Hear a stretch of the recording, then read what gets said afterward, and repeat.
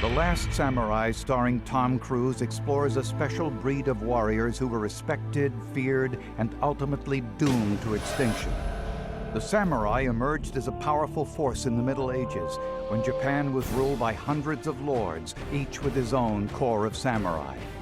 There's this sense of service, this sense that you are what you do for your lord.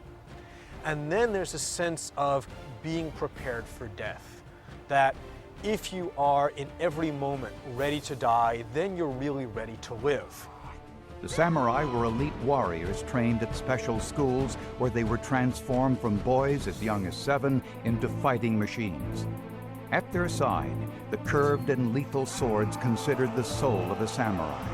Other trademarks were a shaved head and the code of honor known as bushido. The rough Western equivalent to bushido is chivalry. This idea that no matter what you're doing, if you do it with honor and with courage and with valor, you're a cut above, you're a knight, you're a samurai. For more than 5 centuries, the samurai dominated Japan. They were indispensable to their lords, feared by everyday people. For most of the Japanese population, the samurai were a government elite, and a lot of ways they were intimidating, and in a lot of ways Japanese looked at them the way people look at an unelected government. So there were parts about the samurai that weren't that glorious. But however intimidating, the samurai couldn't hold back the tide of history. In the late 1800s, Japan was about to enter the modern world, a world in which ancient warriors were no longer needed. The Last Samurai focuses on this era, when one way of life was ending, another was taking its place, with the samurai caught in the middle. To put the role of the samurai in context, it's important to learn more about the history of Japan. The Last Samurai is set in an age that was nothing short of revolutionary. For centuries, Japan had been ruled by an emperor, considered not merely a man, but a god.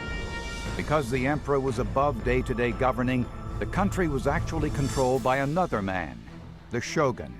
European visitors to Japan in the 1500s and the 1600s, trying to explain to other Europeans what Japan was like, they referred to the Japanese emperor as the Pope of Japan, because they were trying to get this sense of someone who was sacred and revered but had almost no political power.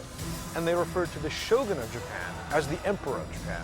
The shogun was dictator of the people, commander-in-chief of the military. This system endured centuries when Japan was isolated from the rest of the world.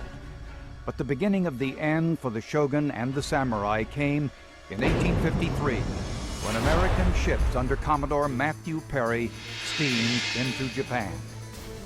Perry carried a letter from President Millard Fillmore asking Japan to open its harbors and to join the family of civilized nations. The Japanese realized their feudal system was holding them back. They needed to modernize. The last shogun resigned in 1867, and Japan began a tumultuous transformation. As for the samurai, their salaries were cut in half, and they were replaced by a modern army. The cruelest cut of all came when it was declared illegal to wear the famous sword. Thousands of samurai staged a rebellion and put up a gallant fight, following their code of honor to the end. But as the film The Last Samurai depicts, they were eventually crushed. And after hundreds of years, the samurai's privileged place in Japanese society was finally over.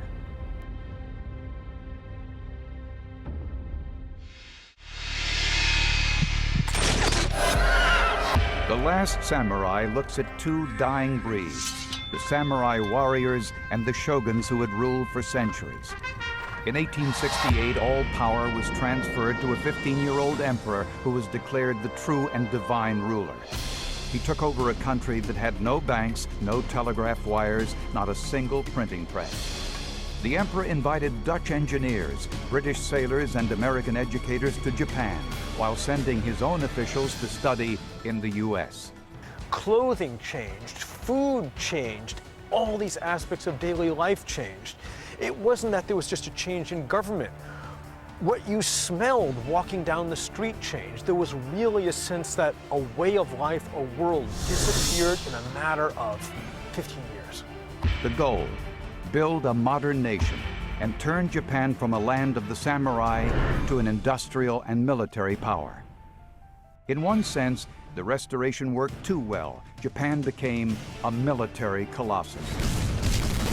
What happens in the 1860s and really the 1870s is the new Meiji government abolishes the samurai class, but they don't abolish the samurai code. The samurai themselves disappear, but some of the things they believe in become part of Japanese national mythology and the Japanese national spirit. The once isolated nation came to dominate Asia, and it took a world war to stop Japanese expansion.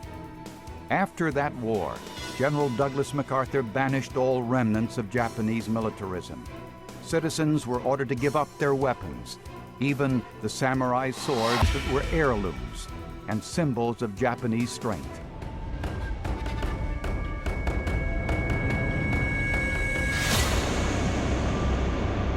We've talked about the weapons that the samurai had. We just learned some more about Japanese history. But in your estimation, is The Last Samurai more history or more Hollywood? Well, it's a bit of both. I mean, the historical context is beautiful. I mean, you do a great job of recreating the Meiji state with all the pomp and the uniforms and the steady inflow of foreign advisors to push them into Western ways. At the same time, they do a great job of describing the samurai in their villages and the whole caste and pecking order in these villages. And it just is a wonderful picture of 19th century Japan. But I think it's in the substance of this film that you see real Hollywoodization. Because let's face it, the samurai in this 1876-77 were the bad guys. They were reactionaries, trying to go back to a bygone time when women didn't have rights, when there was no hope of democracy, when there was a real caste system in the Japanese villages where you had untouchable people who were discriminated against. And the Meiji government was trying to change that. In fact, a lot of these conscript soldiers who are coming down and shooting at the samurai in the film, these are actually the good guys, guys that are trying to inculcate a kind of democracy.